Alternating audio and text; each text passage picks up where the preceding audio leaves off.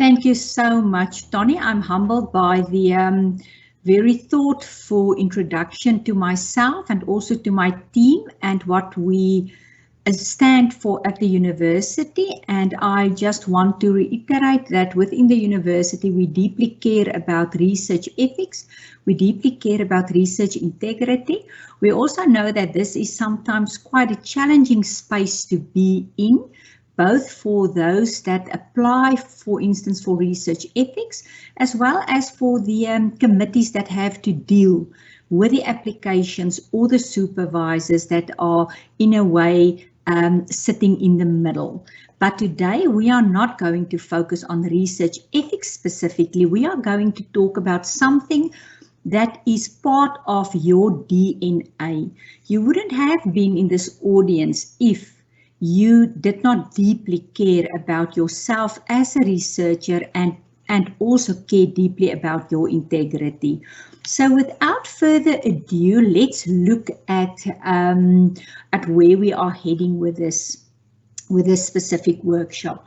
Colleagues, I used to work with a colleague, Prof. Bram Hoffman, and he is now in the Netherlands.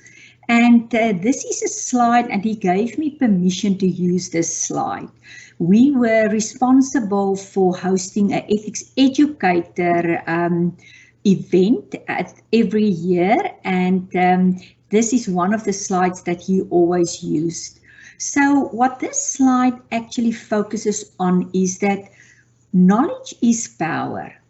When we move into spaces where we are able to generate knowledge, to accumulate knowledge, that knowledge is a very positive contribution in our lives. It can obviously be a very positive contribution also in the lives of others, but we should never remember that when we are in a position where we either accumulate, generate, or share knowledge, it is a privileged position. It's also a position where we may actually at times utilize this information in such a way that it becomes perverse.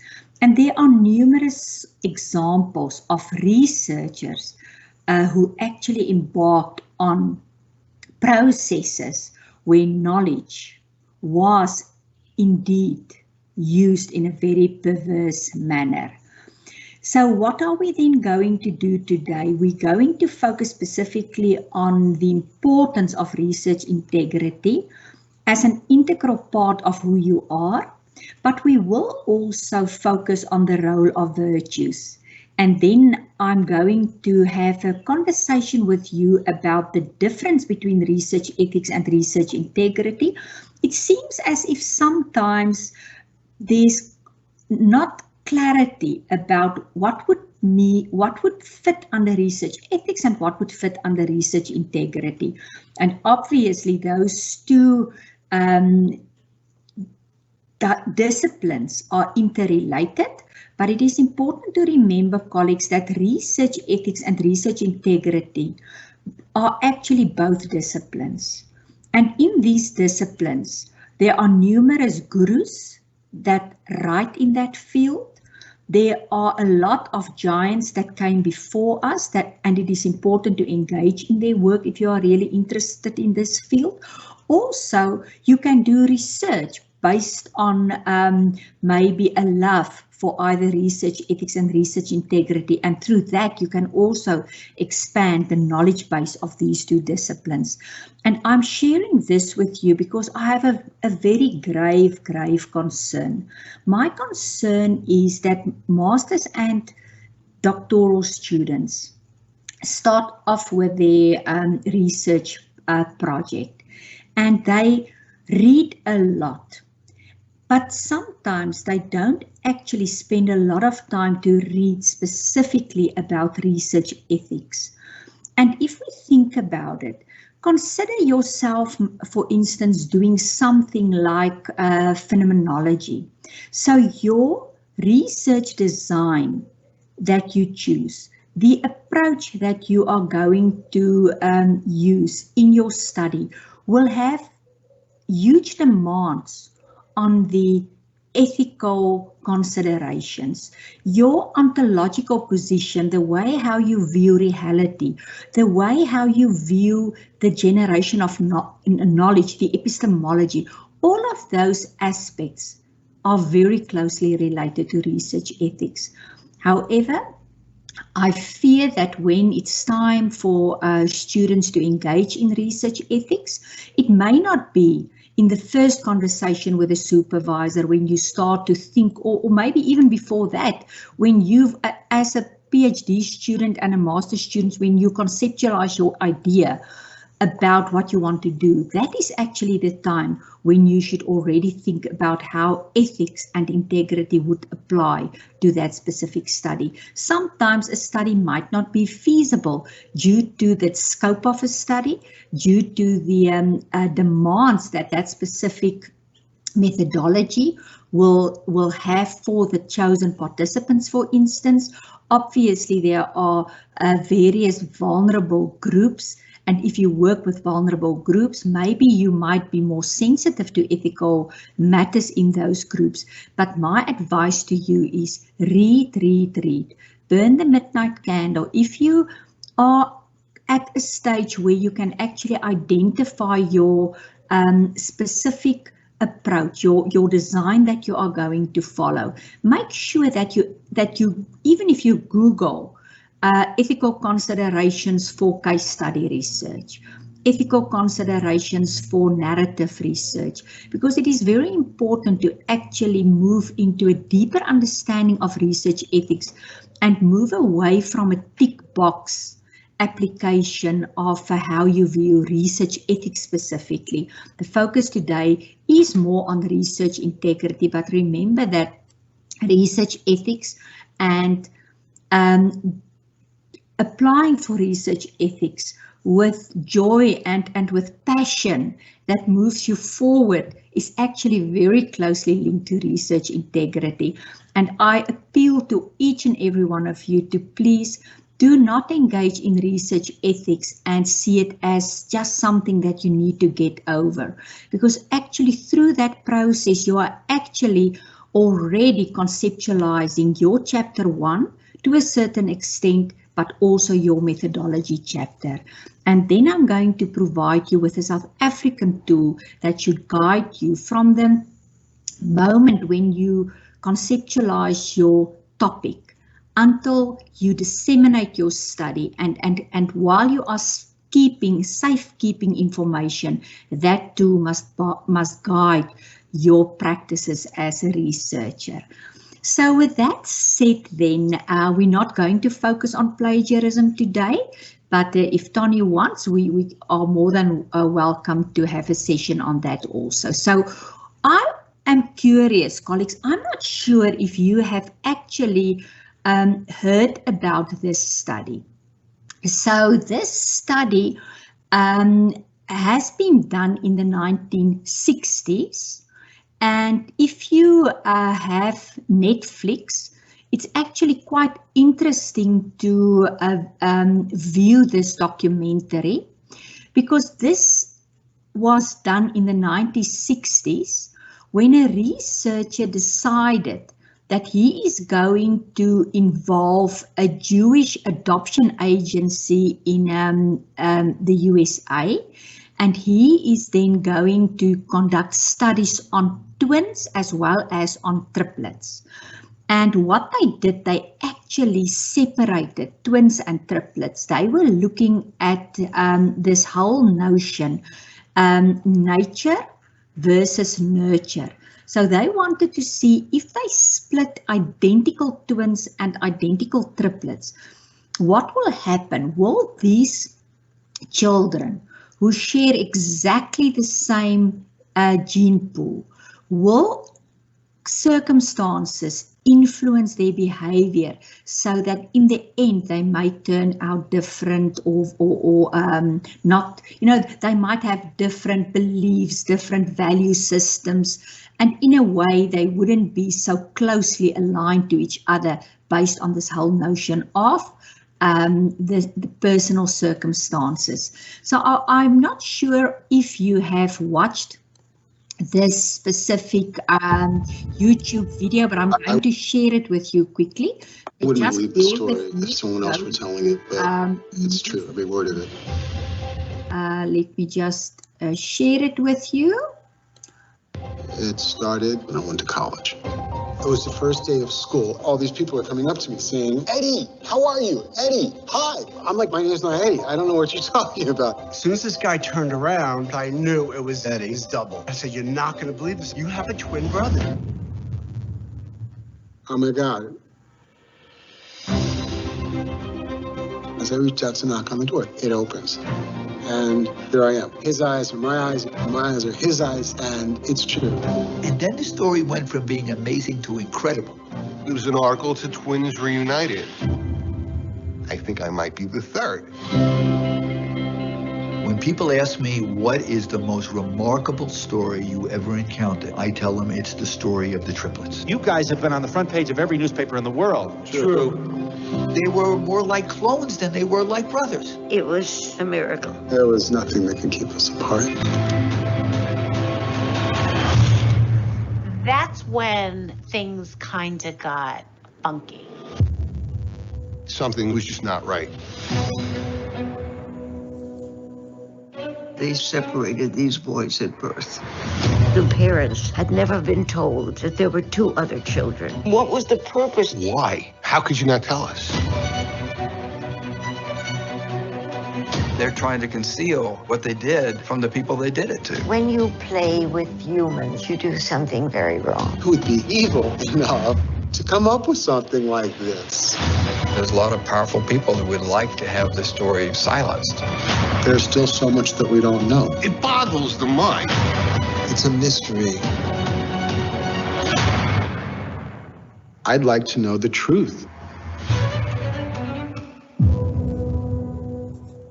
But I think what is very important here is what the one lady said. She said, when you play with humans, you do something very, very evil.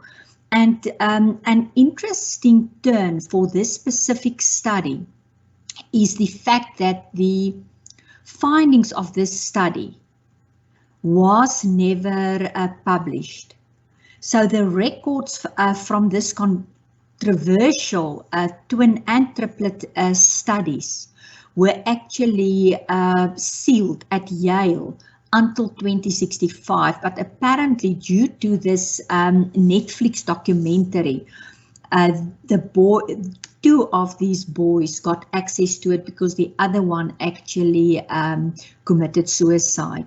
So if you just look at this example, I'm sure that what I said in the beginning, linking to the quote on power, it must make sense to you that researchers have a lot of power, because when they split these three boys, they were thinking about research and less about the influence that it would have on these families, because it was a undercover study. The parents didn't know about this study, neither the biological parents, also not the adopted parents. And then we have numerous other stories of research misconduct. We don't have sufficient time to go in all these stories, but if you just consider Visagie studies, this was one of the research integrity stories in South Africa that is seen as an example that are often used also internationally. And many of you may know that Dr. Visagie was oncologist and a researcher at the University of the Witwatersrand, and he then involved hundreds of students also in a fraudulent study. The women had breast cancer, so they were very, very vulnerable, and many of these women died because of the regime of chemotherapy that they got. And ultimately, when a team from America came to audit the data that Dr. Beswarda based his conclusions on and his the regimes of treatment for patients, they actually realized that the information was falsified. So in South Africa, we do have stories of this as well. And then this a slide that you see here refers to a Japanese researcher, and this Japanese researcher also engaged in, as indicated here, a tide of lies, and his name was Jashiru Sato, and he died. But what is very interesting and what I found fascinating was the following slide. And according to this article, they say that there's an immense ripple effect of your research when you conducted research without sound integrity. Because if you look at this specific slide, you will see that it states there that a team of 4 researchers has worked since 2012 to expose scientific misconduct by this Japanese-born researcher. He published more than 200 papers before he died in 2016. And they have focused on clinical trials together involving more than almost 6,000 patients. And if you look at the ripple effect of this, think about 200 papers. He was seen as a leader in his field. Now just imagine how many researchers actually cited his work. Because if you cite the work of research that was not conducted in a scientifically sound way, clearly you are eroding the record of research. And you will note that many of his articles were actually retracted, but 12 of those trials were published in high impact journals, and by that time they were already widely cited. So the question then would be, should we now retract all researchers' articles where they have actually cited Sato's work? So it really puts the integrity community in a very difficult position, because this is like a huge ethical dilemma. So if we just consider what Gray and Bollard and Gamble and Avenel said, they said that we have to consider the role of universities in research misconduct investigations. And they actually claim that researchers are engaging in research misconduct, but universities are inadequate in the way that they deal with these investigations. They clearly state that those investigations are poorly conducted, opaque, and then they ask a very important question, and one that I am also asking myself. Can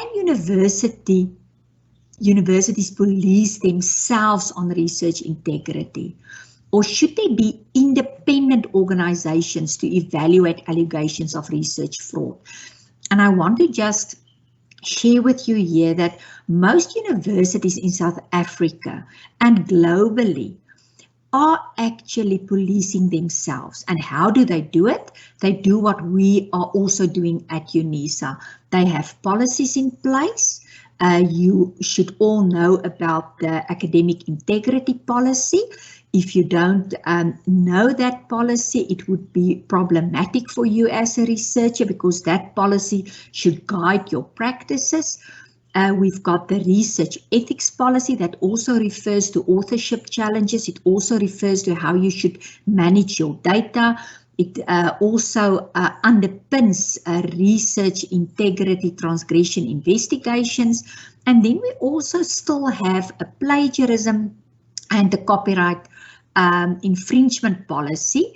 And I know that my colleagues in CGS were also working on a separate document or policy on plagiarism. But what happens then is after you have been found not guilty, because the thing is there must first be an allegation. So once there's an allegation made against a staff member or a student, what happens next is that there's then an investigation. And that investigation usually happens on college level. And once it has been dealt with on college level, it's only then that it's either going to be sent to the student disciplinary section or to the wellness section at UNISA for staff transgressions. And then it will come, if it's staff, it will come to our office and we will do a further independent assessment of the situation, and the student disciplinary section will then obviously focus on student work. But I can tell you, my colleagues, it's very stressful. It's very stressful for each and every one involved in that process. Can you imagine being a student and you receive an email where the integrity of your research is being questioned? Can you imagine if you're a supervisor, what happens to you if your student is implicated in work that lacks scientific rigor and scientific integrity? So we have to really in South Africa think about creative ways, and also in universities, to prevent research integrity transgressions from happening. Because you know what, it's much better to try and prevent it than to deal with the aftermath of these transgressions. Colleagues, you may know about some studies that raised red flags in South Africa recently. If you think about the study that was done by researchers from Stellenbosch, and we are going to discuss that case. There was also a study done by researchers from UCT that focused on the low enrollment figures of Black students in specifically biological sciences studies. And what is important here is to remember that as a researcher, it really starts with your with your own virtues. It starts with how you are going to behave and portray yourself as a researcher. In this slide, it just states that in Africa, we do make a significant contribution to useful research findings. However, we have not very clear structures in place to promote research integrity. And I think this is probably relevant to most countries on the African continent. But what I can tell you is that there is a lot of initiatives currently and research being conducted to try and redress this current lack that we have. It's a systemic issue that we have in Africa. So if we then consider another issue, that is also that research integrity systems that we use is mostly based on Eurocentric guidelines.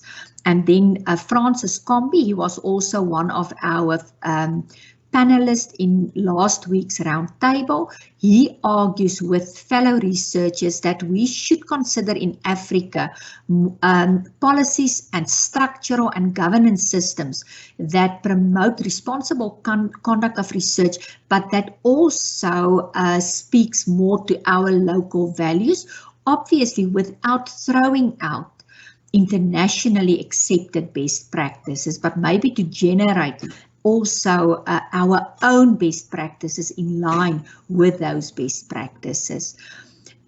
Colleagues, I'm going to not go into these slides because this is just more evidence of these cases happening. You will see that this slide speaks to the highest settlement of fraudulent data that Duke University had to pay out, and this was linked to fraudulent data that was used in grant applications. So you will see then that research misconduct can happen at various stages of a research project.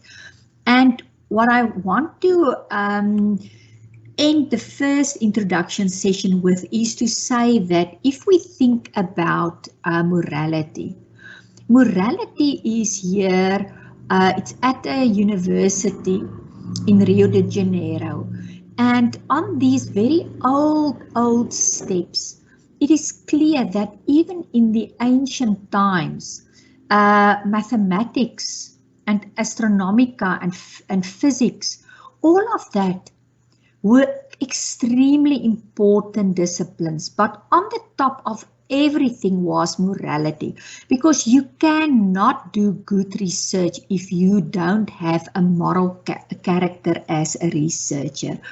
And integrity matters, because remember, my dear student and colleagues, if you realize that you cannot always be right, because remember, research, doing research is not black and white also.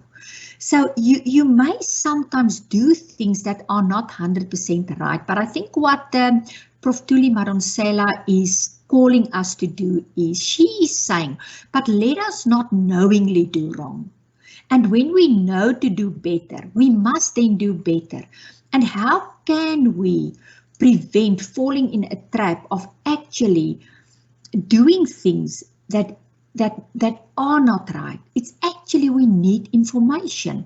As we said on the first slide when we started this conversation, knowledge provides you with a privileged position, but you need to also have knowledge to try and prevent certain transgressions not to take place, because sometimes you might have insufficient knowledge for the academic project or the research project.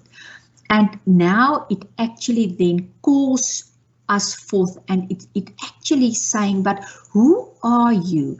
And this is now the moment, my dear colleagues, that I wish I could see you, and I wish I could ask you, but please type in the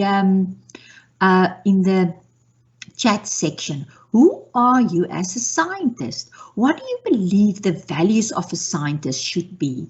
Because it actually starts with you.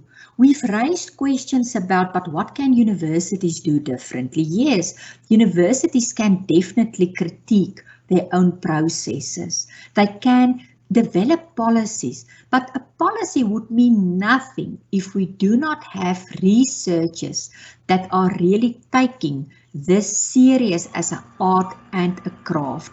So with that said, I always love this very seminal work on being a scientist, and this slide presents the 3rd edition, but it's actually a seminal work. I think it comes from the 1960s already. And what these authors argue, they say that we must remember as scientists that our enterprise is built on a foundation of trust. If we don't do research that society can trust, and if we don't do research that are honest and accurate reflections of our work, we are going to violate that bond that we have with society, that bond that we also have with fellow researchers. Because remember, when I publish an article, when you do your research as a master's and a PhD student, you are going to utilize that findings, you are going to publish, and then the next researcher will look at your work, will cite you. And if we don't take care that we are really rigorous researchers, we are slowly eroding the scientific, not only the record, but it's almost the foundation of science is trust, and we are then eroding that trust. So you, as I've said when we started off, you wouldn't have been now in this session if you didn't deeply care about yourself. Many of us are first generation scientists. We make our families proud. We want to make our families proud. But colleagues, if things go wrong, your families will cry, you will cry, because we have a lot of examples where things actually did go wrong, and I shared that with you in the previous slides. So please remember then that each and every one of you in this audience today, you don't do research only for yourself. You do research to improve the life of your participants. Maybe you can't do that directly, but through your findings, other researchers may use your work. You yourself may develop interventions that might improve certain social issues, but you also need to make sure that you care about other researchers. You must care about your professional organizations. You must also deeply care about higher education institutions.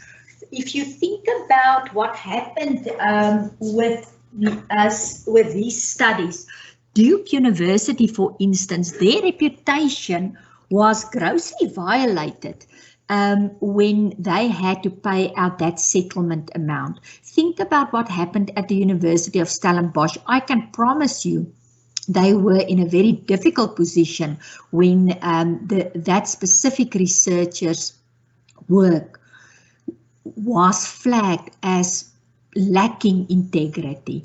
So you are not doing research for yourself. You are doing it as part of a system. So it's a systemic approach.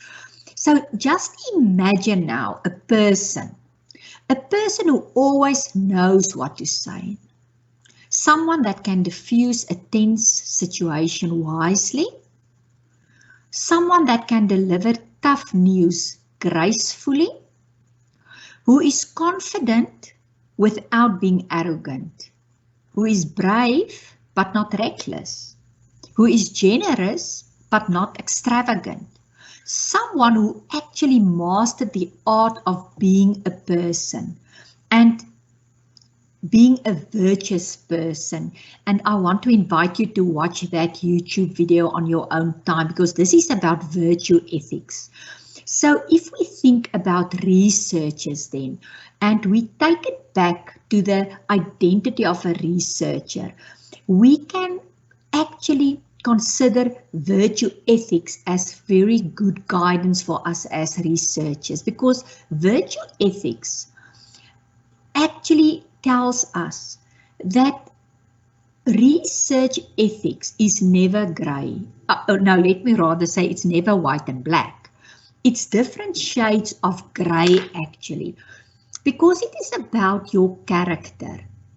It has been developed, as you know, by Aristotle and other ancient Greeks, and Aristotle and his fellow philosophers basically wanted to understand life and the moral character of how we can live life in such a way that we display an identity where we can be viewed as virtuous individuals.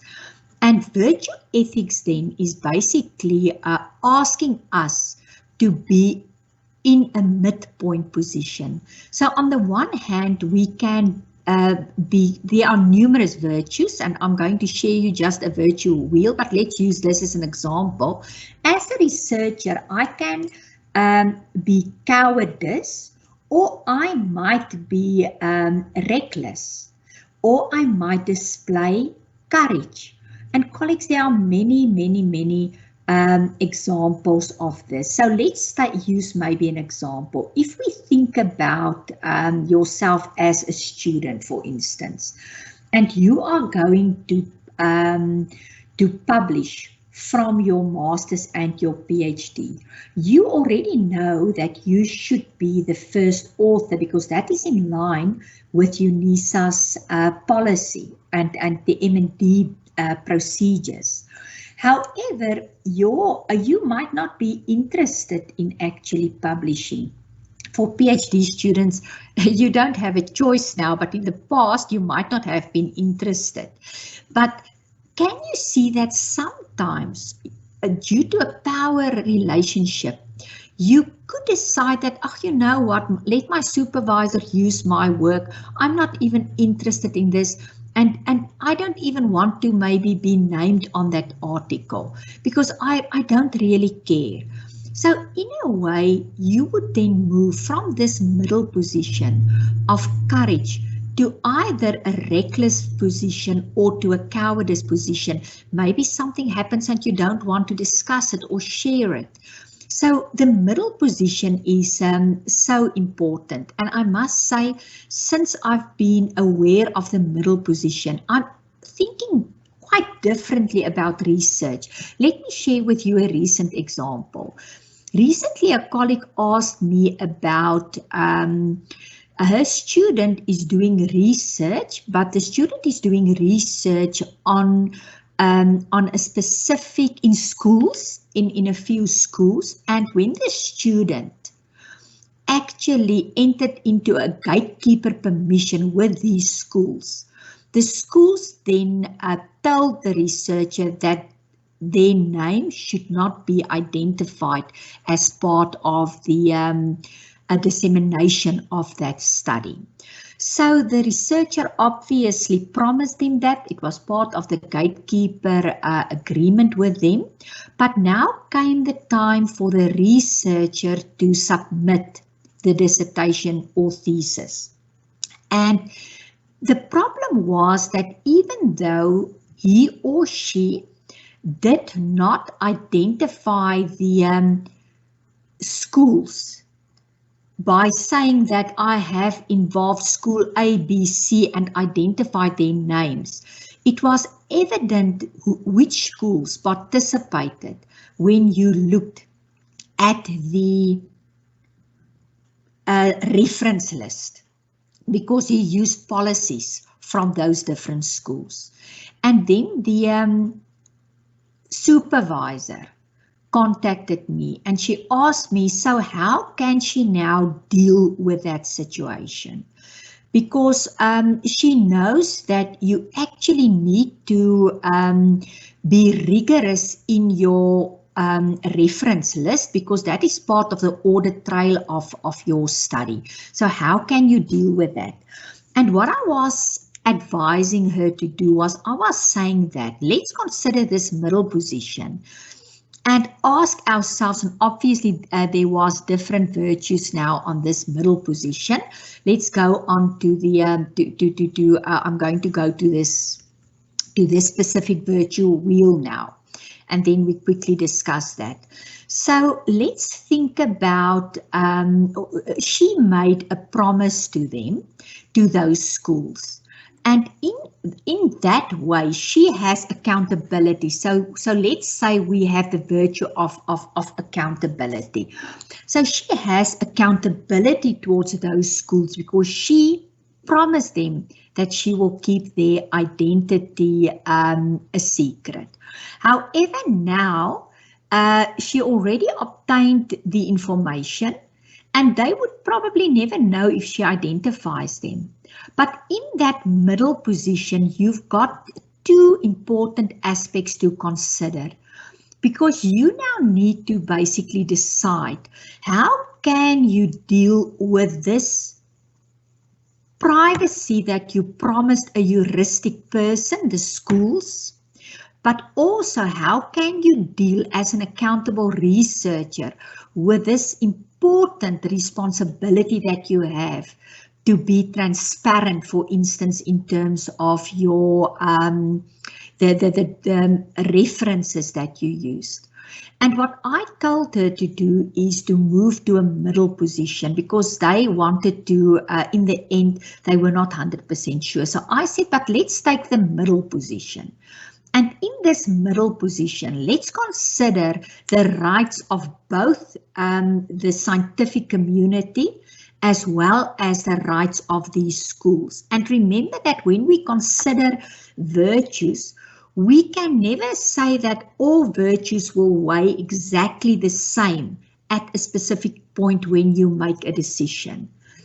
You have to actually look at the pros and the cons of the values or the virtues that you use for your ethical decision making. For instance, if we go back to ethical principles, for instance, we can argue that it's autonomy. You know, people should give, should provide their free consent to participate. It's about also the principle of there shouldn't be harm done, there should be some benefits for them, there should be justice done to them. So those 4 principles, even in some difficult ethical decisions, we have to weigh them. And we might compromise one of those principles to actually move to the middle ground. So my suggestion was that we cannot promise the companies or the schools that we will keep their names a secret and then ultimately decide that the scientific record becomes more important. Let's weigh these options.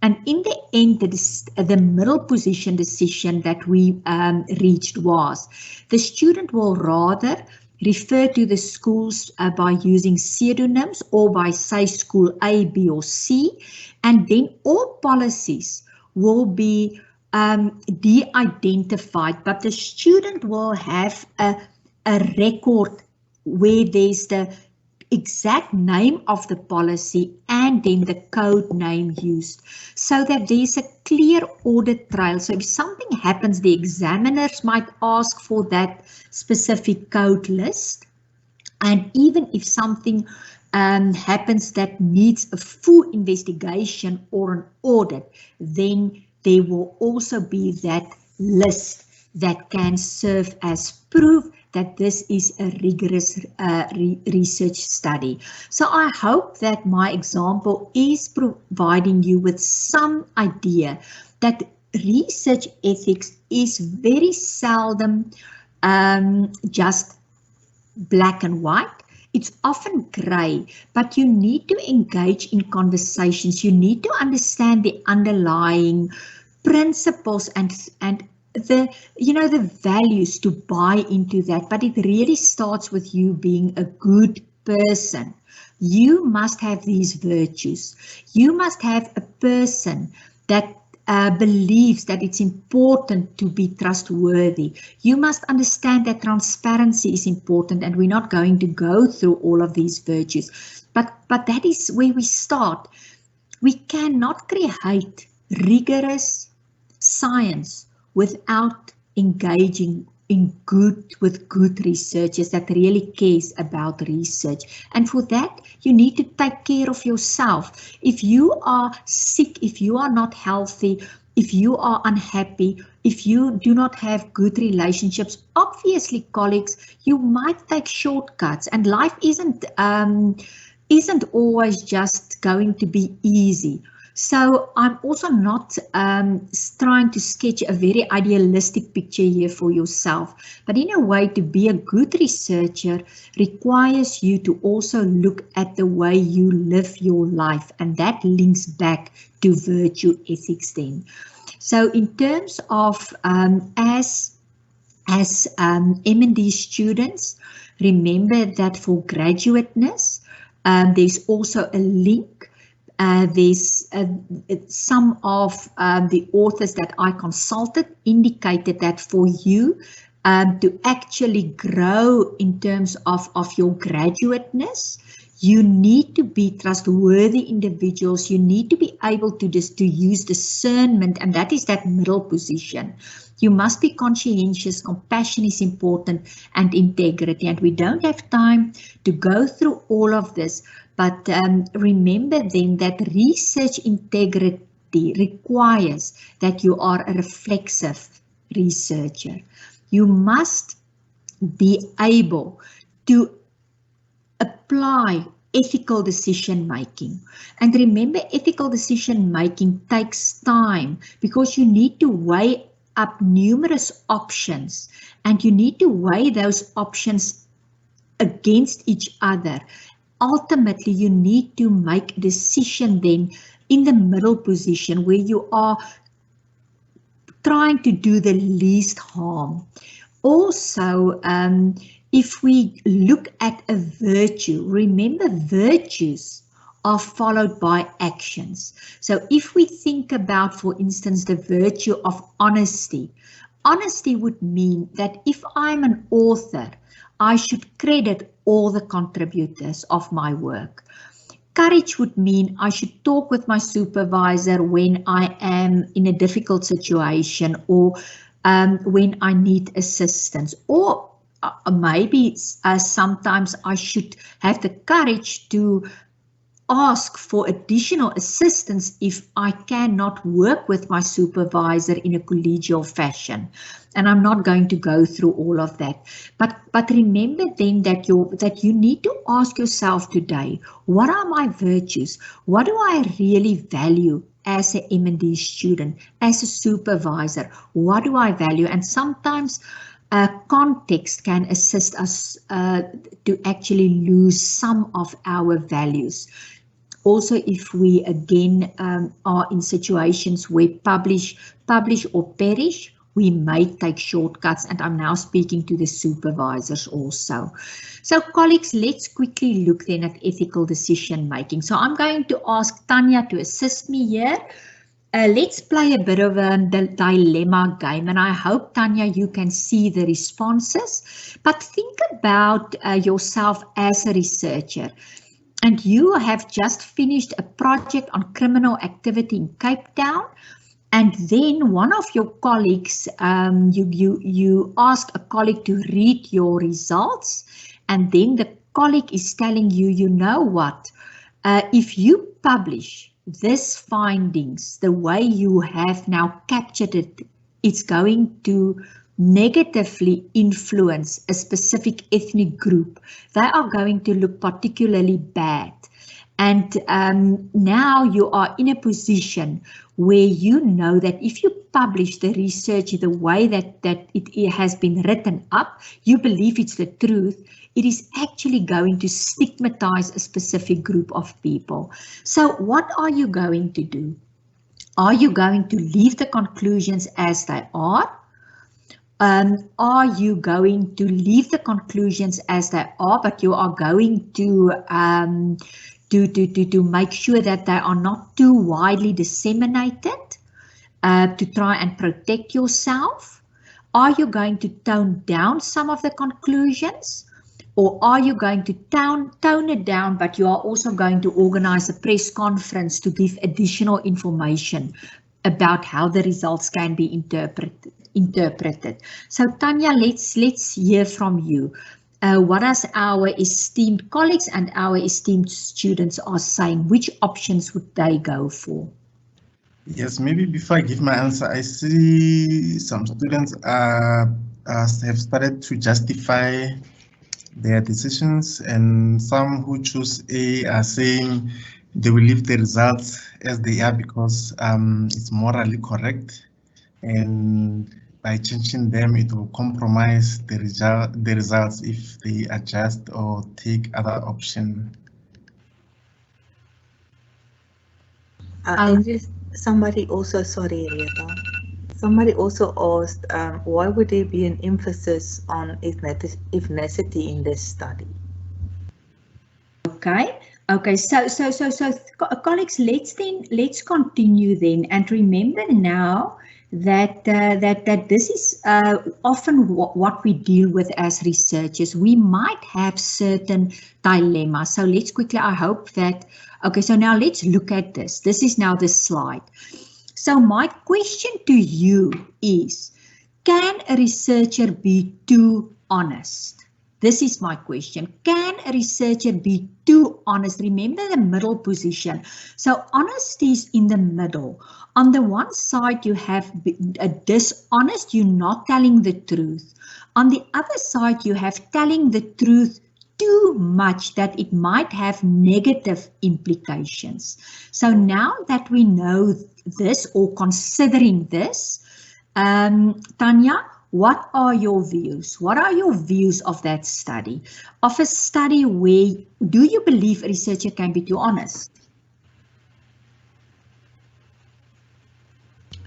Definitely you can it's always also part of your, as a researcher, your virtue should also be not to hurt unnecessary and also to marginalize certain groups. So I think it's in the way that you will publish your data or will report on your data. So yes, you can actually be too honest. Tanya, so have you moved a bit? Have you moved a bit in your from your initial answer? Initially, you said, yeah, you will tell the truth as it is, but now you are saying maybe you can be a bit too honest, and that is fine because this is important conversations for researchers to have. Yes. So yeah, I'll move a little bit. But I think as long as my discussion is based on the valid data that was collected, I'm not going to be too much, or I will be honest, because I'll be basing my discussion on the valid data that was collected. Okay, so now we are further going, and Tony, if there are comments that you want to share them. But thank you so much for engaging in this, because I think now let's take it a bit further, because remember now it's talking about us as researchers sometimes making difficult decisions. Now consider this study, and then let's think about this. So colleagues, you may, and students, you may know that there is a website. The name of the website is Retraction Watch. And at this website, you will find even South African studies that were retracted based on those studies not meeting the scientific integrity. And this study now, let's think about this study. So this study's title, Age and Education Related Effects on Cognitive Functioning in Coloured South African Women. So this was published in Aging, Neuropsychology and Cognition in March. It was in 2019. And this article drew attention and outrage because what the article argued was that coloured women are deficient in their cognitive functioning. Yeah. So now the question is again, can you, a virtuous researcher, what will be the implications if you publish a study like that? So what happened was that there were a number of scientists, also from the University of Stellenbosch, that started a petition to retract this article, and the petition generated more than 5,000 signatures. There was a whole a journal edition that was then committed to address issues with this article. So now let's continue our conversation, because remember now the question is, can a researcher be too honest? What would the middle position entail when you disseminate your findings and you are working with groups that could potentially be stigmatized? Now, if you interpret this title of this study, this title is actually generalized to all coloured women in South Africa. Okay, so now imagine you are a coloured woman and you want to apply for a job. Do you believe that work published like this can actually have a negative influence on you and the rest of your population? Tanya, what do you think? Definitely. It can definitely. So now let's continue. So colleagues, with this specific study then, that was published in 2019, the University of Stellenbosch was under fire.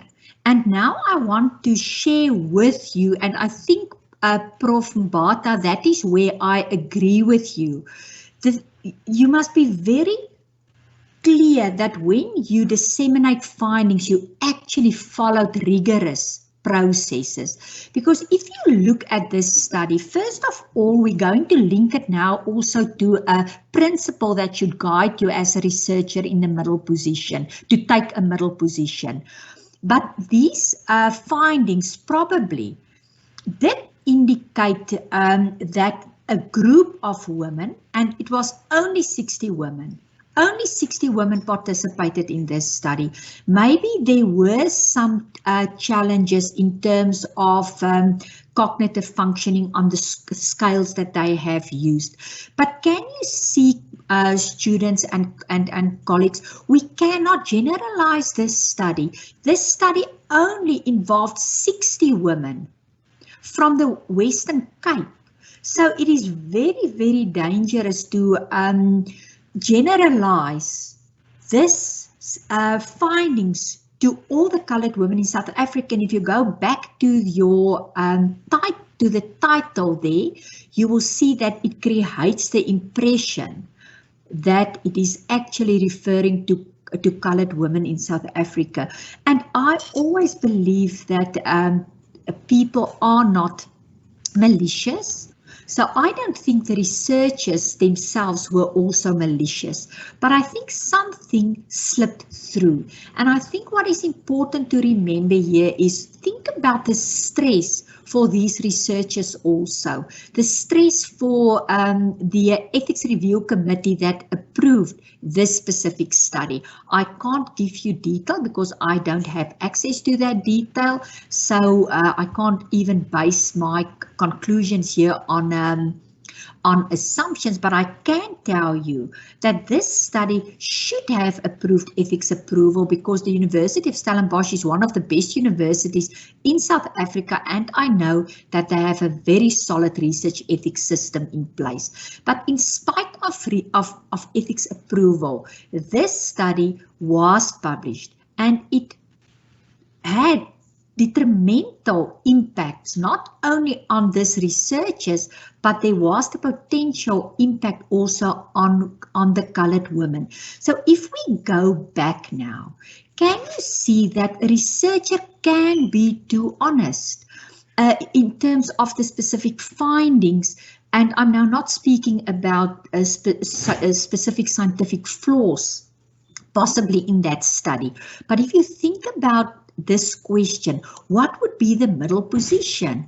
And let's go back then, because if we think about this dilemma game, leave the conclusions as they are. These researchers, let's argue, they left the conclusions as they are. But what was the effect? It actually had a detrimental impact, or it could have had a detrimental impact on South African coloured women. So I hope that with this case, I am sharing with you that the middle position for a researcher would never mean that you are going to be dishonest, but the way that you present findings might have a severe impact on a marginalized group. So with that said then, I'm going to share with you some principles that can guide your ethical decision making. And I am in your hands, Tanya and Tony. You must tell me when we must give our colleagues a 10-minute break. But we have now ended off the first session that focused on the researcher as a virtuous human being.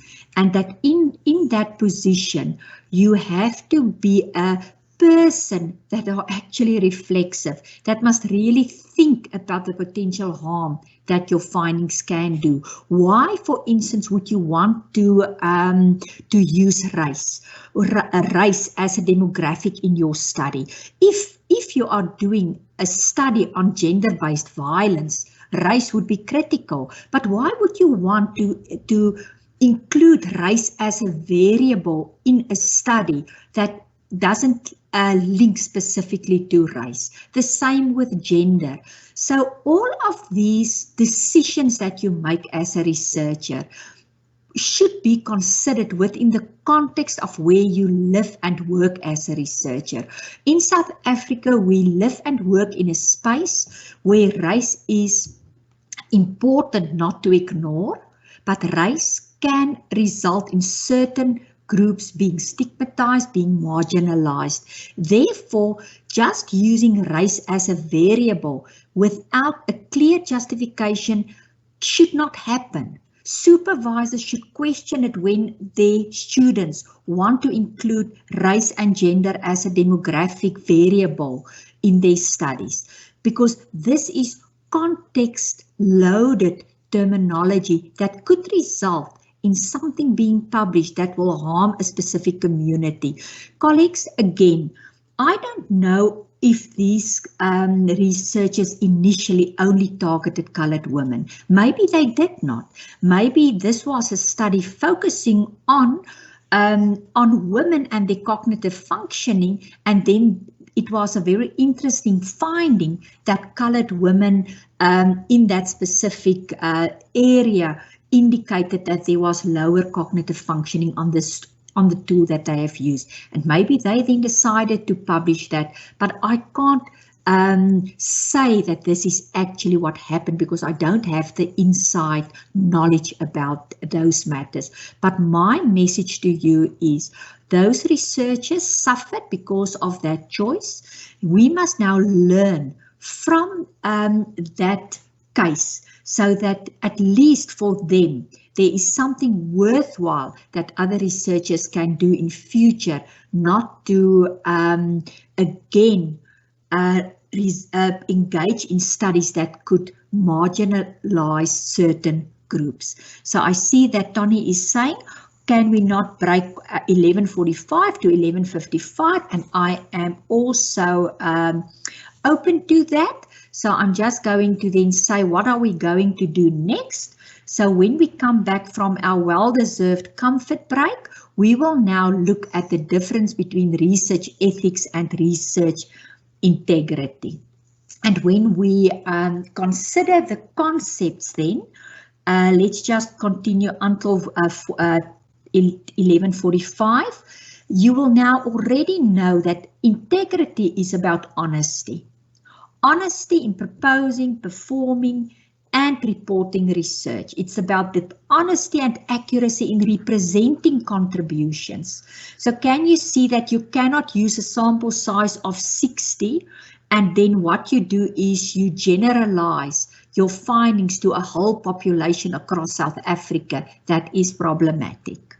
And also, you have to be collegial. You need to be fair when you do peer review. When you are a research ethics review member, how fair are you when you review an ethics application? When you are requested to review a journal article, how fair are you? Do you have an understanding of the methodology used in that paper so that you can really provide a very deep, fair assessment of the work being done by your peers? And with that said, let's break for 10 minutes. I hope you can grab a cup of coffee and yeah, so I see there was some disagreement, and it would be great to actually hear from the colleague, because it's always important to have disagreement. Dissent is part of the spirit of research. Okay, colleagues, so let's break. Yes. Yes. May I say something on what you have just said? You can. And yes, then thank you.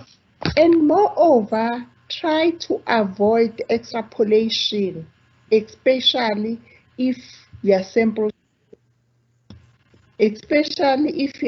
size is not big.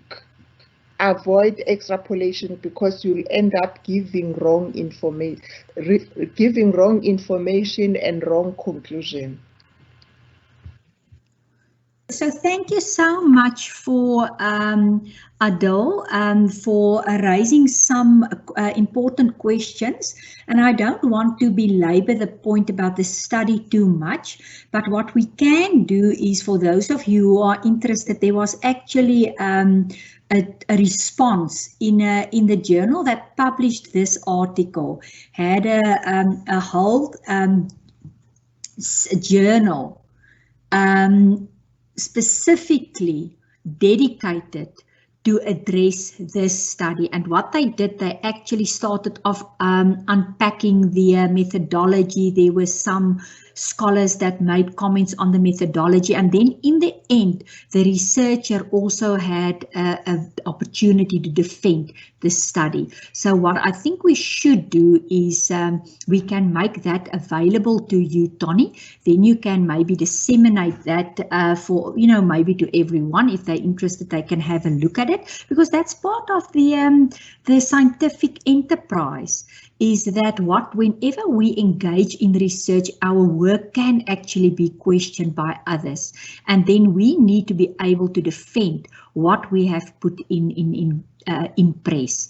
The aim of the example was basically to raise your awareness to the fact that when we are engaging in research, there will often be opportunities where we will encounter ethical dilemmas. And my suggestion to you is that one way that you can think about dealing with ethical dilemmas is to depart from a virtue ethics perspective and to think about maybe the middle position. But obviously we need a whole morning to actually unpack virtue ethics, because virtue ethics is just one way of thinking about how to solve ethical dilemmas. You know that there are various moral theories that can be utilized, but I actually wanted to make the point that as researchers we need to be very mindful that when we need to make decisions, we should actually question the way that we make our decisions, and we should link our final decision making to specific values linked to research integrity and research ethics. So I hope that the rest of the session will further culminate on why I've shared with you the middle position as one way of thinking about solving or addressing, not solving, but maybe addressing ethical issues. So we've now looked at research integrity, and it then takes us back to what I said in the beginning, that trust and honesty is so important.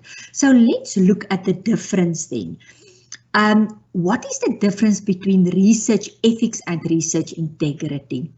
Both of these very important fields are founded on a value, and we know that we have a value like honesty, but it is expressed in actions linked to the norm then.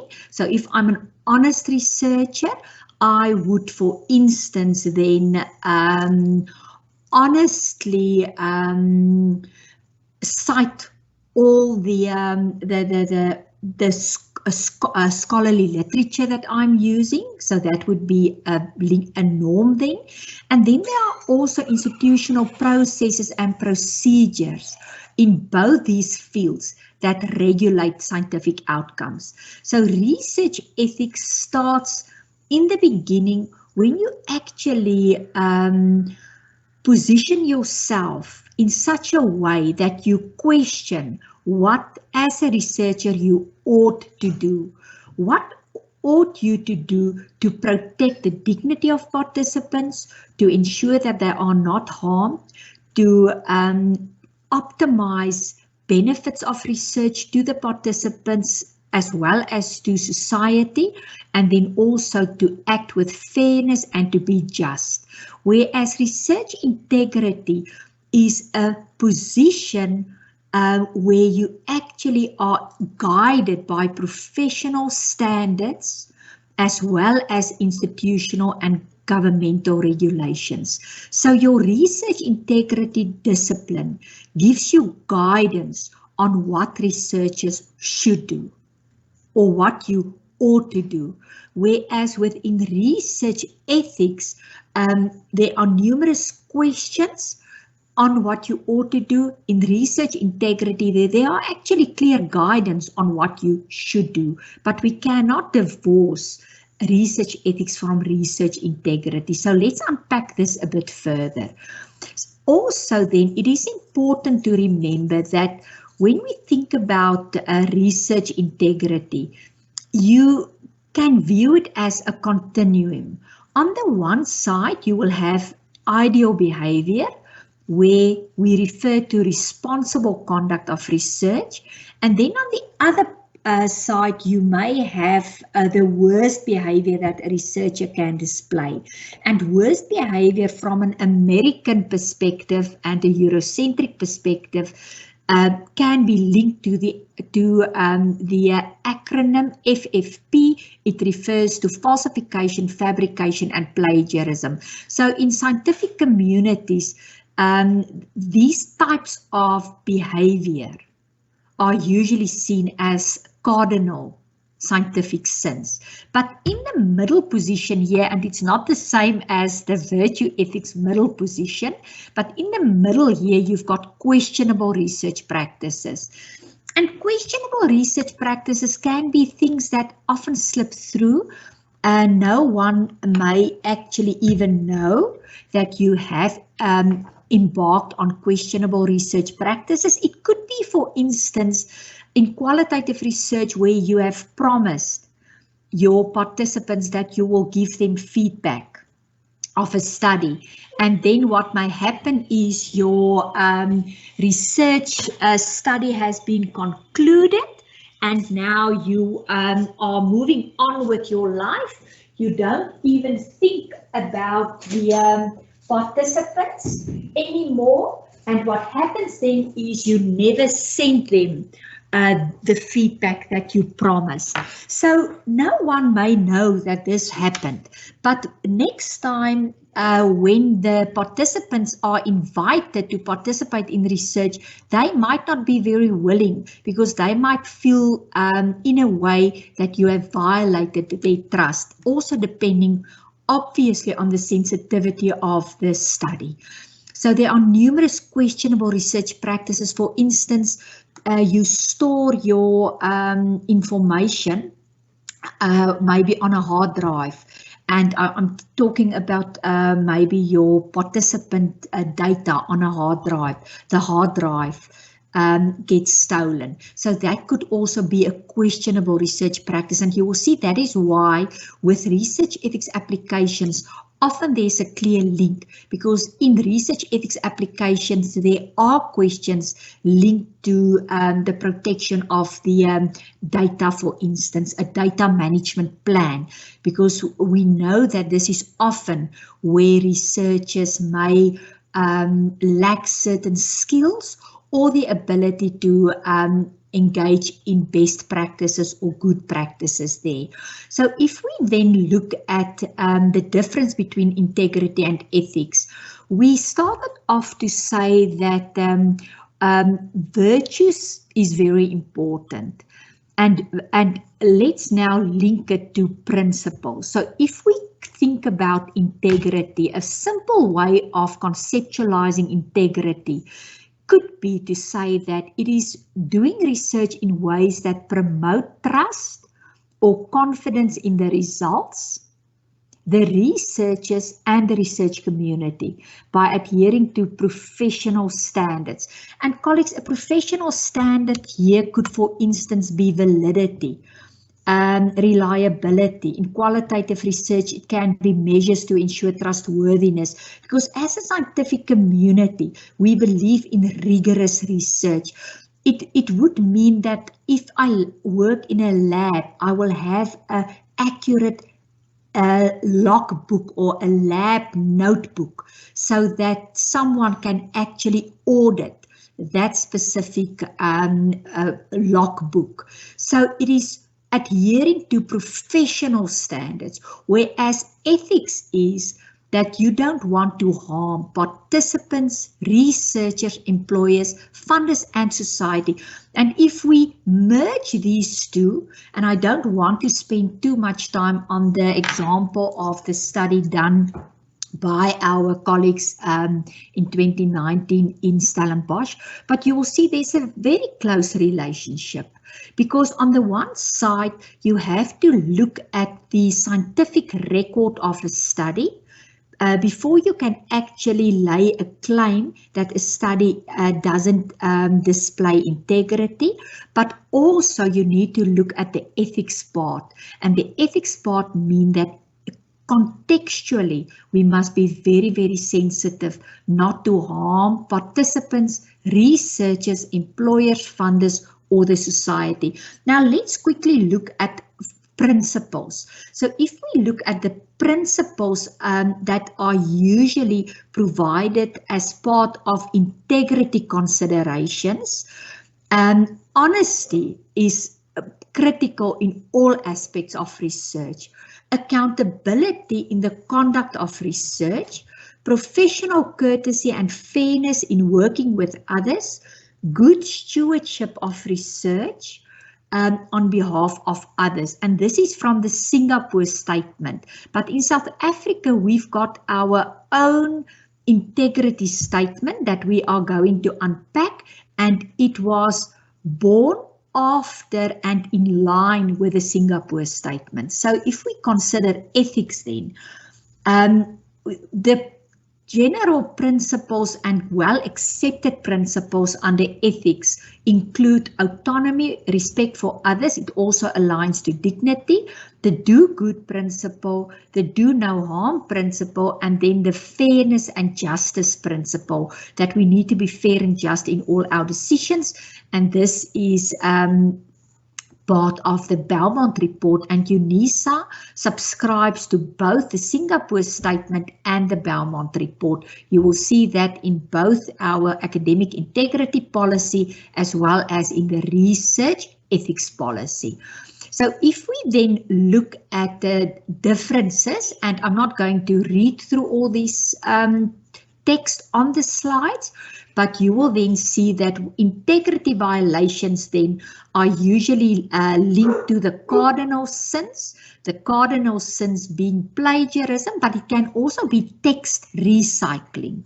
And text recycling then refers specifically to when we use our own work. It's sometimes called self-plagiarism, when we use our own work without seeing ourselves as an author and referring to ourselves just the way that you would refer to another author in, for instance, an article or a paper.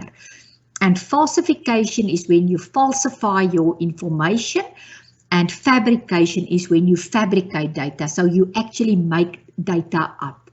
And if you go through the list, you will see there are also the more questionable practices. Transgressions relating to co-authorship can often create a big headache for researchers. There can sometimes be criminal activity that transgress academic integrity. And in this instance, let's use an example of when would research integrity and the transgression become a criminal activity. So I'm going to share with you an example. So say for instance, a researcher is conducting research, and the researcher then publishes an article from a specific study. Now this researcher submits it to a journal, and it takes quite a while before the journal responds. So what the researcher would do then is also submit it to a second journal without informing the first journal that he or she is going to withdraw the article from that journal submission. Now, a year later, both of these articles are now published. So they have the same title. Maybe the only difference would be that the one is using UK English, the other one is using USA English, but both of these articles are now published. So maybe this was oversight from the researcher's side. Maybe it's a young emerging scholar. So the middle position and the honest thing to do here would be actually to then inform the one of these journals to withdraw the article from the journal. However, what happened, and there was a few cases like this in the past at various universities, the researcher would then decide to claim for subsidy for both of these articles. Now we get quite a substantial financial amount if we publish as academics. The subsidy comes from the Department of Higher Education and Training. So now it would mean that based on this duplication of effort, this person is, let's just use an amount of, say, let's use 50,000 Rand. Instead of getting 50,000 Rand for this publication, now this researcher is getting 100,000 Rand for this publication. So can you see that now this is a criminal activity because this is now fraud. I mean, this is now financial fraud. We refer to plagiarism as academic fraud. But if we involve money, then it becomes actually financial fraud. Another thing that is important to remember is that when you recycle your own work, it means that you are actually misrepresenting your own labor. Because I might work, or another colleague might work late at night to work on an article that does not contain self-plagiarism or text recycling, whereas another person might put in less effort to produce a work with text recycling in it. And obviously, if that article has a different title, your reviewers or academics involved in peer review processes might, for instance, not realize this when you are applying for maybe a promotion in an institution. So you don't want to be linked to that kind of integrity violations. In terms of ethics violations, colleagues, you know that there can be numerous a failure not obtaining voluntary informed consent. There could be a failure to obtain a gatekeeper permission, but I'm not going to go through all of that because I know you can read. So let's have a look. I see there are some questions there.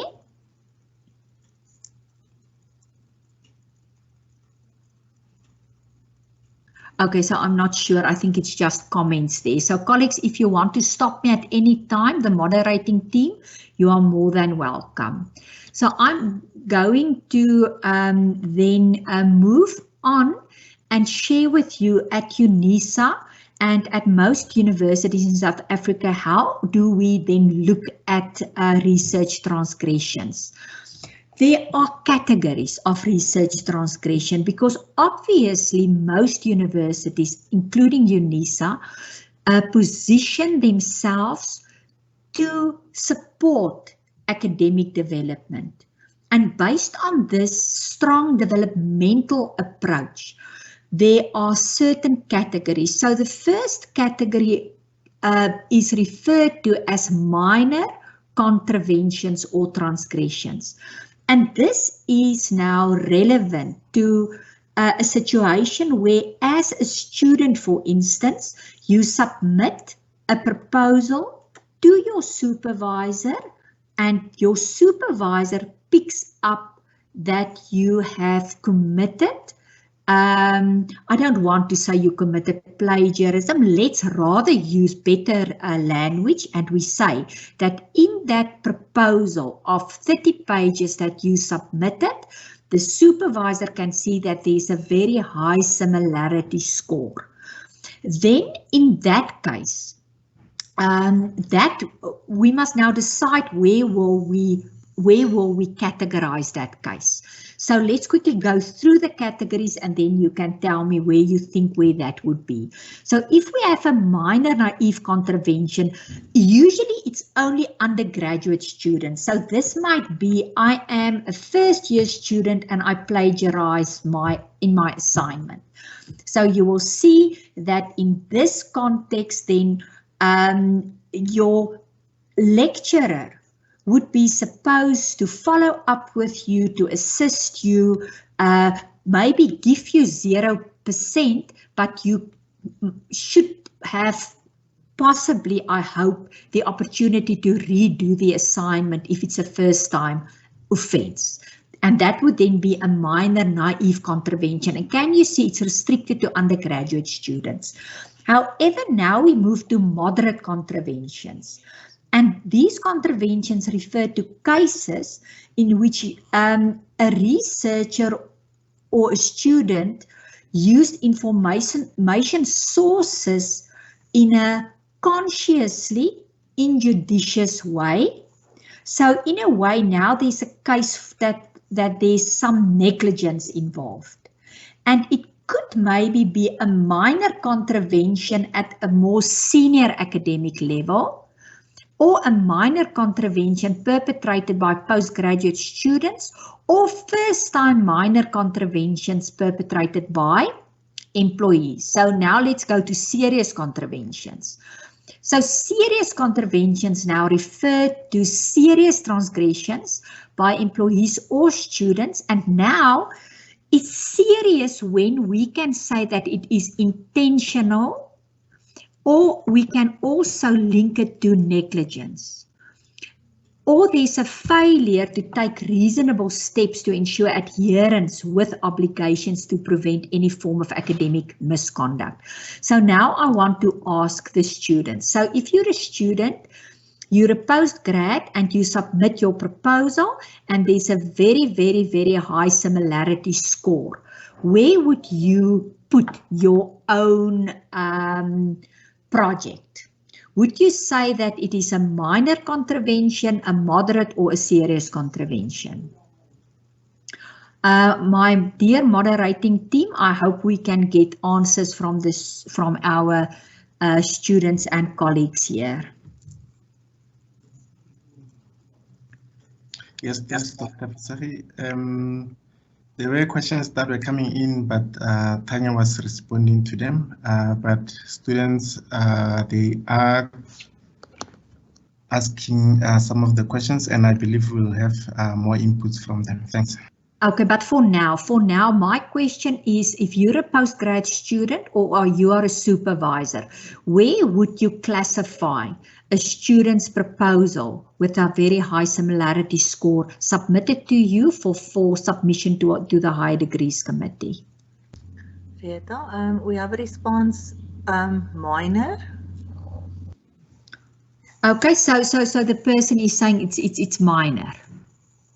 Okay, so colleagues, why I would actually contest, I would wonder about that, because remember, if you are a postgraduate student, if you're an undergraduate student, we can argue that it's a minor transgression. But don't you think postgraduate students should understand that it's very, very important not to use the words of others in a way that it can result in a high similarity score? That's my question to you. If you're an undergrad student, I would say yes, it's a minor contravention. But if it's a postgrad student, can we argue it's a moderate contravention? And I'm open here for debate. Okay, so we have then also somebody indicating it's a serious contravention. It is very high. Debate is difficult, Rita. I know, but colleagues, what I would say is, so let me then share with you what I would think. Personally, if it's my student, I would be very, very concerned because remember, this is a postgrad student. So you would believe that the person already successfully completed an honors study, but the person may still have many gaps, like academic writing is not easy. I believe maybe not one of us in this audience today is actually English speakers, and that's maybe our first language. It could be, but I think most of us, it might not be our first language. So personally, I would be very worried about it. So I would see it as a moderate contravention. However, I would definitely rather assist the student. I will use Turnitin, and I would assist the student. I would refer the student to academic writing sessions. I would raise awareness. I would ask the student to resubmit, and definitely it wouldn't be a case where I would take any disciplinary action against the student. That would not be my position on it, because for me it would be still an educational matter. As a supervisor, you are very responsible for the final output of your student.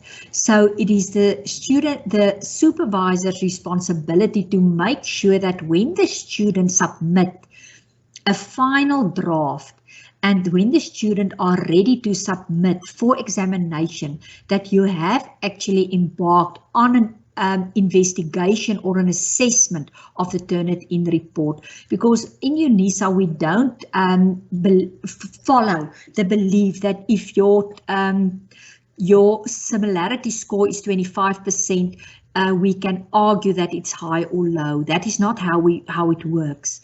You actually need to look at the nature of the similarities. So my idea here would be that I would see it as a moderate contravention, because I actually would not expect it from my postgrad student, but I might be also in a position where I would see it as my role to make sure that the student learn and grow in this context. However, if it is a paper published by an academic, for instance, and there is plagiarism or a very, let me stick to the term similarity, not plagiarism. When there's a very high similarity score, then for a staff member, it would be a serious contravention. And also the fact that it's already published. Remember that before it's being published, you can still improve the record, but once it is published, it's out in the public domain. And colleagues, our colleagues we've mentioned a few studies now in South Africa that created some questions. That colleagues went through a lot of distress I cannot even imagine. So remember now, when things are published, it's in the social media, people attack you in the social media. So my message to you is that we should be very careful in terms of our practices as scientists. It's no longer the case than it might have been 50 years ago, when you would publish something in a journal and it is in paper format mostly, and some of these similarities might just slip through because it was not so easy to pick up on these things. In this space where we've pivoted to online, plagiarism is becoming more and more real and a danger to each and every one of us. Because remember, there are various forms of plagiarism, and even if you use synonyms and you just replace concepts within a sentence, that can actually become problematic. So I've done a recent workshop for UJ, and when I prepared for the workshop, I came across a very interesting article. In this article, the author actually argues that paraphrasing is not the way to go, and I was in a way very surprised. Because I always tell my students you need to paraphrase. But this author argued that paraphrasing should actually not be how you deal with academic writing, and if you really want to grow your skills, you should actually read something, and then instead of just paraphrasing it, read a paragraph and then write your own interpretation of what it is, by not merely paraphrasing. But we don't have time to go into all of that, but that was quite interesting for me. So if you think about similarities, for instance, you will see that numerous papers are retracted. You can go to Retraction Watch and you will see there's even a retraction leaderboard. If I remember correctly, there's one author and they have retracted 183 of his papers, and he is identified at the time when I checked, it might have been last year, he was one of the 10, he's basically on top of that Retraction Watch leaderboard. And you will also see on that Retraction Watch, they've got top 10 most highly cited retracted papers. And then the question, what should I do? Should my work now be retracted if I actually cited some of these authors? Very difficult arguments. You will see that in this example, there's also a South African Review of Sociology article that was retracted, and the article actually, it's a 24-year-old sociology paper that was now retracted for plagiarism, and in 1975 no one picked up that there was a case of plagiarism to be made in this specific article. Then if we now look at decision making, then let's consider in South Africa what we can use when we make these decisions. The ASAF, the Council of Higher Education, the Department of Higher Education and Training, the NRF and USAF, came together after the 6th World Research Integrity Conference, and they then developed a statement on ethical research and scholarly publishing practices.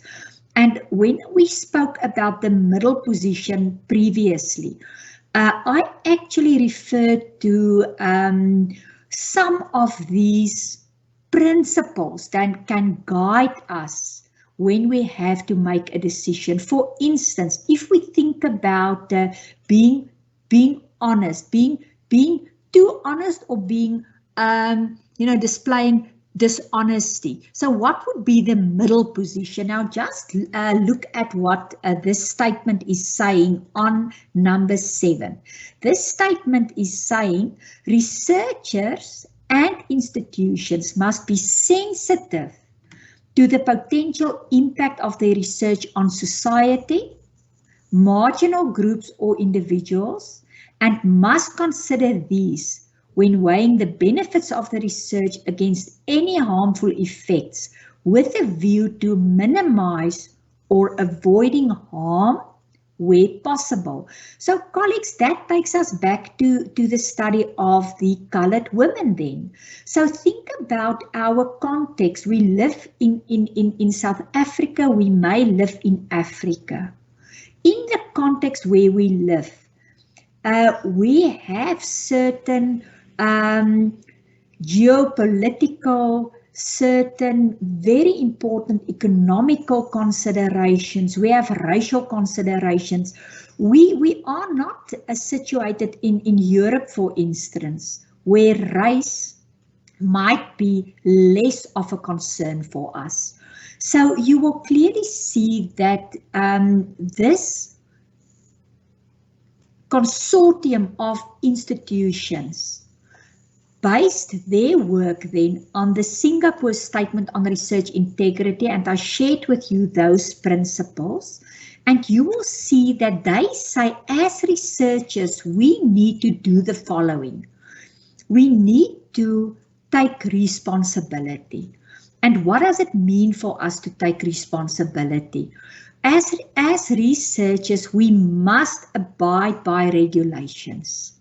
So if we have to apply for ethics approval, we need to find out what does it entail, how should we do it, and supervisors cannot shy away from assisting students with the ethics application process. A supervisor cannot merely sign off on that document. Your supervisor must recommend that he or she is happy that your study meets most of the ethical concerns that the committee could have. Your higher degrees committee must also be able to attest that most of the ethical considerations were actually addressed. And so as a student, you must please, I know that it's almost impossible to read all the policies applicable to you. But if you're a master's and a PhD student, please, you must have access to the academic integrity policy. You must have access to the M&D policy and procedures. You must have access to the research ethics policy, because that can actually assist you with your application for ethics, for instance, for ethics application. You can ask for, we have a number of standard operating procedures. So engage with the supervisor, make sure that you take responsibility. If I drive 90 kilometers in a 60-kilometer zone and a metro policeman stops me and he is saying, you know what, you drove 90 kilometers in the 60-kilometer zone. And I tell him, but you know what, I'm sorry, I had a fight with my husband. So I was not really focusing on the road, I'm very sorry. If he's a very honest person with integrity, he wouldn't accept a bribe from me. He is going to say, you know what, I am very sorry to hear about this, but unfortunately, here is the penalty. You must pay this fine. And the same with integrity transgressions, my dear students and esteemed colleagues. Remember that you cannot plead ignorance. Unfortunately, you cannot plead ignorance, and that is why we cannot classify a proposal with a high similarity score as a minor naive offense, because you wouldn't expect that from a master's or a PhD student. So it is important to take responsibility and have at least access to that information. If you do not have that documentation, I'm going to ask Tanya to send that policies to Tony to send it to all of you. If you don't have access to that, then you must ask your supervisor. You must make sure that you actually need certain tools to be responsible. Then, in terms of ethics and integrity, you must take responsibility for your own research, and supervisors, unfortunately, must take responsibility to a certain extent also for the research produced by their students. You are not in the field with the student. You do not know how the student are actually doing the interview, but your job would be to have access to the audit trail. Do you listen, for instance, to the recordings? If the student did an audio recording of an interview, do you at least do a spot check to make sure that the data is not falsified? So, colleagues, we all have a very important role to play. It's research integrity and ethics transgressions are systemic issues, and we need to tackle it on a systemic level. If we look at methodology and data, you must use appropriate research methods.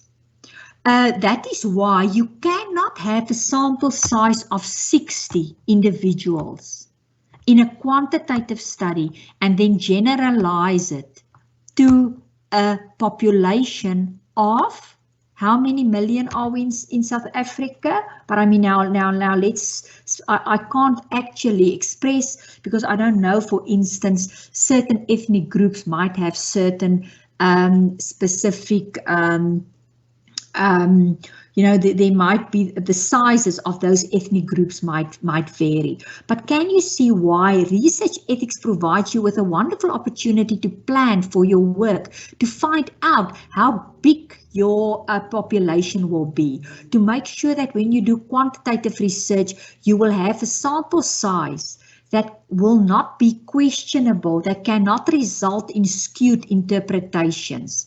If we look at authorship, for instance, when can someone be an author?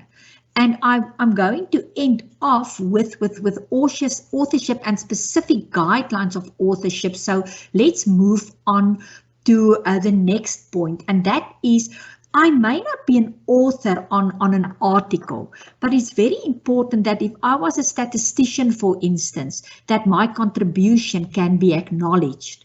That would mean that as a statistician, I didn't write up the findings, because if I wrote up the findings, again, I must now become an author with all the responsibilities of an author. Peer reviewers must be qualified. So if you are a peer reviewer on an ethics application, are you qualified? Did you engage in ethics training? If it's the first ethics application you review, is there a safety net for you? Do you have a mentor that you can consult, for instance? So the peer review process is critical because we are playing with the development of students and colleagues when we act as peer reviewers. Then social awareness, and colleagues, this is important. This is now linked back to the previous studies that we mentioned this morning. So very, very clear, just listen to this. Researchers and institutions must be sensitive to the potential impact of their research on society, marginal groups or individuals, and must consider these, and we've already read this, but we must consider that when we're looking at the risks and harms. Conflicts of interest become very important. Are you doing research in your own backyard? Are you working in a specific organization, and because of ease of access, you are just going to use your own colleagues for your research project? Could there be financial interest that could skew, or personal interest that can skew the outcome of your study? Editorial, they mentioned that in cases where editors or members submit manuscripts to their own journals, that's not relevant to the students specifically, but maybe there could be supervisors that are also on editorial boards, and apparently in South Africa that is quite a challenge, that when I'm an editor on an editorial board, I also submit my article to my own journal, and then it can result in a conflict of interest, and actually I might be advantaged in the process and my paper might be accepted. Your publishing environment is important, and that is why my dear colleagues from CGS, Tony and Prof. Mbata, thank you for these opportunities, because we have to provide opportunities for students to understand what research integrity implies. We need to make academic writing available to them. We need to make Turnitin available to them. Also for our staff, they need to understand what research integrity implies, and then we need to create a nurturing environment, and that is very difficult, colleagues. We work from home. We know that most of us are now working 12 hours, so even our lifestyle might put us at risk here. Predatory journals could be a risk. It was a huge risk in South Africa, and I'm not going to focus on that. And then the quality and quantity debate, and again, this is not relevant at this stage to our students, but for staff, it is very important, because we are judged based on the number of publications that we have. And now this consortium of institutions are making a claim that it should not be quantity over quality. But colleagues, if we don't change systemically our promotion system or the way that incentives are granted, this statement doesn't mean a lot. And then, yeah, so I see there's another dilemma game. I don't think we really have time for this dilemma game, but what we can maybe do is we can maybe go to authorship practices rather, and ask what are the criteria for authorship. So what this is saying is basically, for me to be an author, I need to make a substantial contribution to the conceptualization or the design of the study or the data acquisition, analysis or interpretation of data. But important, I need to adhere to all 4 of these criteria. I must also draft or revise the article for intellectual content. I must approve the final version, and I must agree to be accountable for all aspects of the work related to the accuracy. So maybe just to check this, let's go back to this dilemma and see how it makes sense, and then it's probably a more practical way of thinking about it. So say for instance that you have worked on an article with your colleague and your friend. So this is more for academics now, but let's hear the students. And due to a hectic schedule, your friend was not able to contribute significantly to the conceptualization, the data acquisition, the analysis or interpretation. She could only interview 3 of the 10 participants. Initially, she was supposed to be the first author, but you did not engage in a formal agreement about the ordering of the authors or about each other's contribution. And you have now provided her with a final draft article for revisions. And what happens now is that you've now indicated to her that you've changed yourself as to the first author because you have actually done most of the work. And she's now still an author, but actually she only did 3 interviews. And she did not really participate in the rest. So now the question is, what should you do? Now I think we must ask Tanya and the students and Prof. Mbata and Tony also what they would do. So I do not want to upset my friend, since she's a good friend and colleague, and I'm going to submit the article with her as the first author. Okay, that's option A. I will tell her that she can be the second author. I tell her that she should really contribute to a publication if she wants to be a co-author, and in this case, I suggest that I'm just going to acknowledge her for her contribution. Okay, remember she did 3 interviews.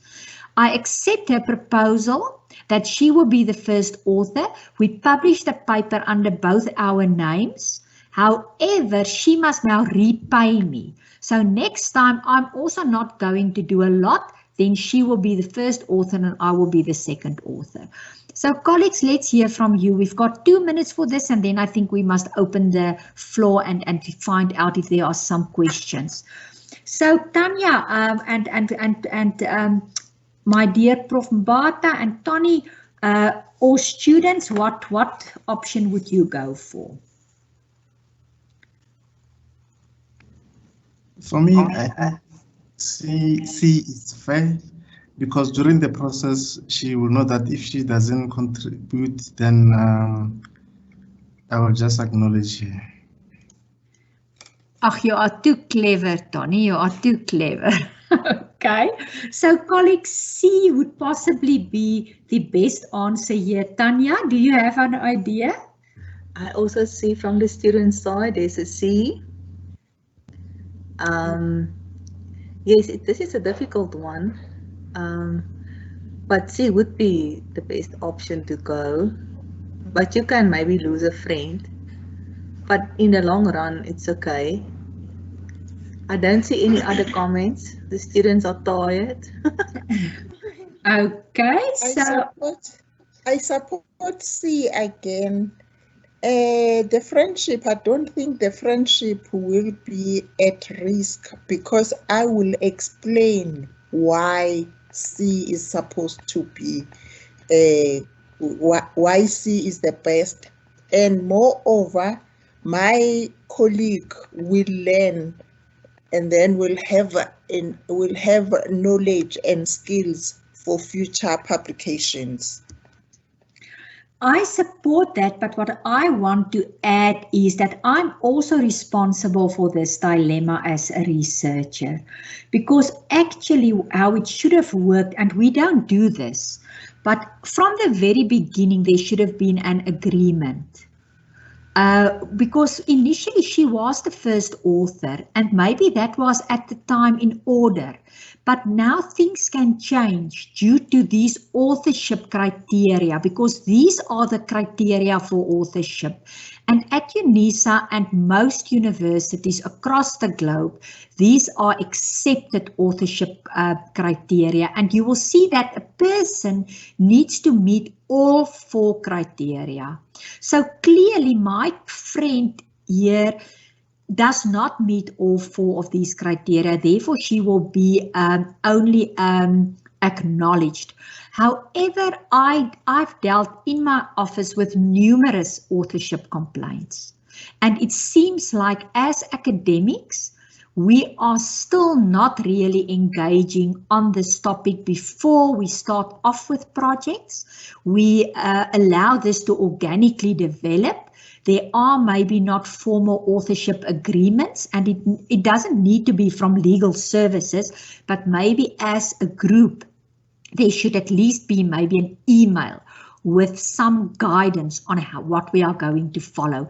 And then if everyone understands the authorship criteria, there might not be these differences of opinions, because journals are now asking you for your contribution.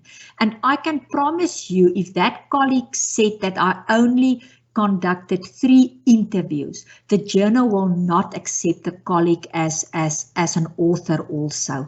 So I think again, systemically, there are a number of hurdles being put in place to prevent people from questionable authorship practices, but that doesn't mean that it cannot still happen. So colleagues, we have about 12 minutes left, and Tanya are saying that people are tired. I would hope that that is not the case, but I'm going to then end off to say that it really starts with the self of a researcher.